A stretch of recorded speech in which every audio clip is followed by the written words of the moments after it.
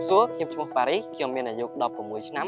ថ្ងៃនេះផងដែរខ្ញុំពិតជាសប្បាយរីករាយមែនទែនដែលត្រូវបានអញ្ជើញមកចូលរួមនៅក្នុងវេទិកាអាស៊ានដែលស្ដីអំពីការអនុវត្តល្អទាក់ទងទៅនឹងការប្រែប្រួលអាកាសធាតុនិងបរិយាបន្នសង្គមតែថ្ងៃនេះផងដែរខ្ញុំមិនត្រឹមតែជាអ្នកតំណាងកុមារនៅក្នុងសហគមន៍របស់ខ្ញុំឬក៏តំណាងឲ្យកុមារនៅក្នុងប្រទេសកម្ពុជាប៉ុណ្ណោះទេប៉ុន្តែខ្ញុំតំណាងឲ្យកុមារទូទៅនៅក្នុងអាស៊ានទាំងមូលនេះផងដែរ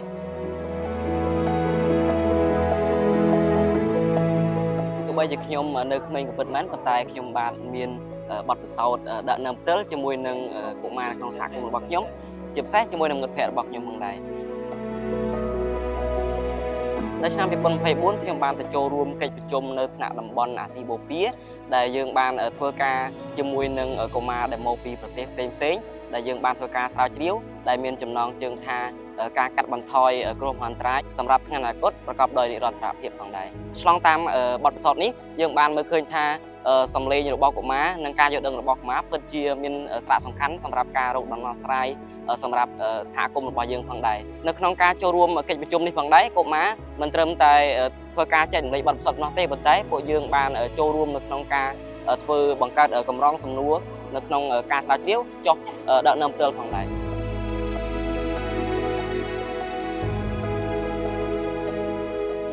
ក្នុងការធ្វើការស្រាវជ្រាវរបស់ពួកយើងមានកុមារចូលរួមសរុបចំនួន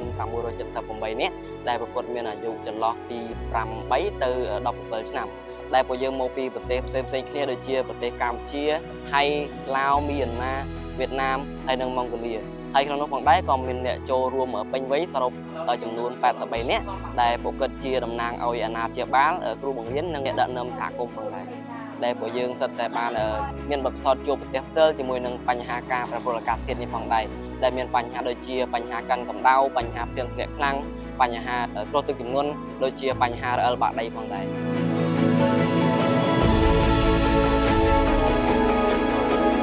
តួលេខជាក់ស្ដែងបានបង្ហាញថា 76% នៃបុរសនិង 74% នៃស្ត្រីបាននិយាយថាសុខភាពរបស់ពួកគេបានរងផលប៉ះពាល់ខ្លាំងជាងគេជាពិសេសនោះគឺសុខភាពផ្លូវចិត្តរបស់ពួកគេក្នុងនោះផងដែរក្មេងស្រីចំនួន 72% និងក្មេងប្រុសចំនួន 51% បាននិយាយថាពួកគេមានអារម្មណ៍ថប់បារម្ភនិងព្រួយបារម្ភទាក់ទងទៅនឹងបញ្ហាការប្រែប្រួលអាកាសធាតុមានដូចជាគ្រោះមហន្តរាយបញ្ហាកង្វះស្បៀងកង្វះទឹកនិងអនាគតរបស់ពួកគេ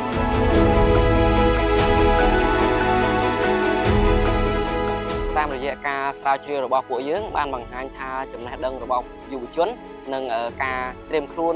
ជាមួយនឹងគ្រោះមហន្តរាយនៅមានកម្រិតទាបនិងកម្រិតមធ្យមនៅឡើយទេហើយភាគច្រើនពួកគាត់ទទួលបានព័ត៌មានតែពីសាលារៀននិងប្រព័ន្ធផ្សព្វផ្សាយសង្គមតែប៉ុណ្ណោះប៉ុន្តែក្តីសង្ឃឹមដែលយើងបានរកឃើញបន្ទាប់ពីធ្វើការសិក្សាស្រាវជ្រាវរួចមកបានបង្ហាញថាកុមារគាត់ពិតជាចង់ជួយនិងចង់ចូលរួមចំណែកនៅក្នុងសកម្មភាពរកដំណោះស្រាយទាក់ទងនឹងការប្រែប្រួលអាកាសធាតុ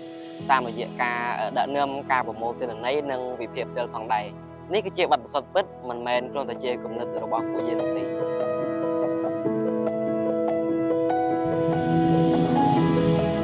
បន្ទាប់ពីយើងធ្វើការស្រាវជ្រាវនៅក្នុងថ្នាក់តំបន់យើងក៏បន្តជាមួយនឹងការធ្វើការស្រាវជ្រាវដែលដឹកនាំដោយកុមារនៅកម្ពុជាយើងបន្តទៀតផងដែរដែលស្ដីអំពីអាហារូបត្ថម្ភនិងសន្តិសុខស្បៀងដែលវាមានទំនាក់ទំនងយ៉ាងជិតស្និទ្ធជាមួយនឹងការបម្រែបម្រួលអាកាសធាតុហើយក្រៅពីនេះយើងក៏បានបន្តជាមួយនឹងការចុះទៅដល់សហគមន៍របស់យើងដើម្បីប្រមូលព័ត៌មាននិងមតិយោបល់អំពីកុមារទៅពិភាក្សានិងប្រជុំជាមួយនឹងអាជ្ញាធរដើម្បីឲ្យប្រកួតរកដំណោះស្រាយសម្រាប់កុមារដែលនៅក្នុងសហគមន៍ហើយយើងបានមើលឃើញថាអាជ្ញាធរពិតជាបានយកចិត្តទុកដាក់នៅក្នុងការឆ្លើយតបទៅកាន់កុមារដោយមានការចែកស្បៀងទៅកាន់សហគមន៍និងកុមារដូចជាមានការចោះទៅផ្សព្វផ្សាយទាក់ទងទៅនឹងការត្រៀមខ្លួនជាមួយនឹងការបម្រែបម្រួលអាកាសធាតុក៏ដូចជាការចែកគ្រាប់ពូជទៅដល់សហគមន៍ដូចជាកុមារដើម្បីឲ្យគាត់ដាំដុះផងដែរហើយក្នុងនាមខ្ញុំជាអ្នកដឹកនាំពិតជាមានភាពសប្បាយរីករាយមែនទែននៅពេលដែលឃើញថាអាជ្ញាធរគាត់បានយកចិត្តទុកដាក់ជាមួយនឹងសម្លេងកុមារទៅកាន់ពួកគាត់ហើយពួកគាត់បានឆ្លើយតបយ៉ាងល្អទៅកាន់សហគមន៍និងកុមារ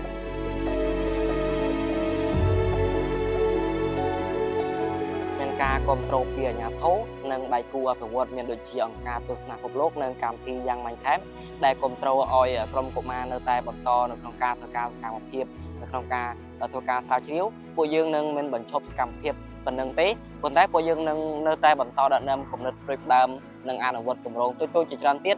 ដែលពាក់ព័ន្ធទៅនឹងការបម្រែបម្រួលអាកាសធាតុមានដូចជាការដាំដើមកងកាងការផ្សព្វផ្សាយអំពីចំណេះដឹងនៃការកាត់បន្ថយគ្រោះមហន្តរាយនិងការការពារបរិស្ថានផងដែរ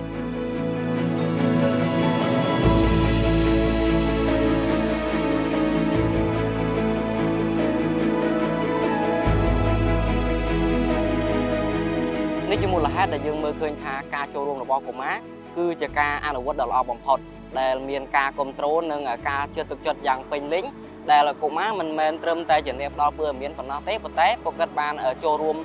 ដឹកនាំដោយផ្ទាល់ហើយអ្វីដែលយើងបានរៀនសូត្រអំពីកិច្ចការនេះគឺពួកយើងមិនមែនត្រឹមតែជាជនរងគ្រោះប៉ុណ្ណោះទេប៉ុន្តែពួកយើងមានសមត្ថភាពនិងត្រៀមខ្លួនរួចជាស្រេចនៅក្នុងការសហការក្នុងភាពជាដៃគូជាមួយនឹងមនុស្សពេញវ័យនៅថ្ងៃអនាគត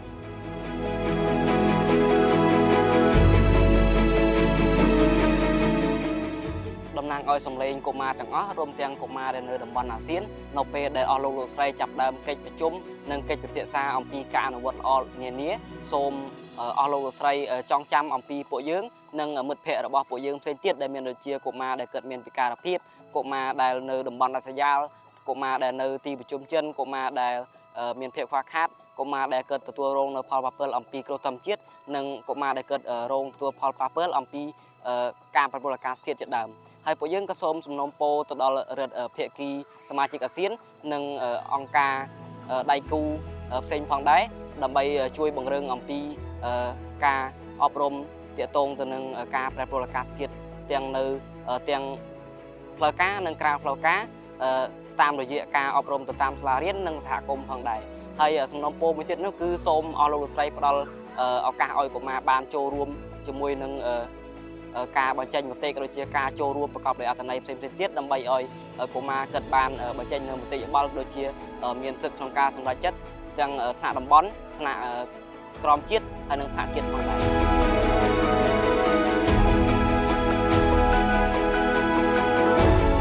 សូមមើលមកពួកយើងក្នុងនាមជាដៃគូសហការទាំងការសិក្សាស្រាវជ្រាវទាំងការរៀបចំផែនការនិងការអនុវត្តសកម្មភាពឆ្លើយតបសូមកុំគិតថាពួកយើងត្រឹមតែជាជនរងគ្រោះនិងអ្នកទទួលផលពួកយើងត្រៀមខ្លួនរួចជាស្រេចដើម្បីធ្វើសកម្មភាពរួមគ្នាសូមអរគុណសម្រាប់ស្ដាប់មតិយោបល់របស់ពួកយើងនិងសូមអរគុណសម្រាប់ពេលវេលាដ៏មានតម្លៃនៅក្នុងវេទិកាមួយនេះ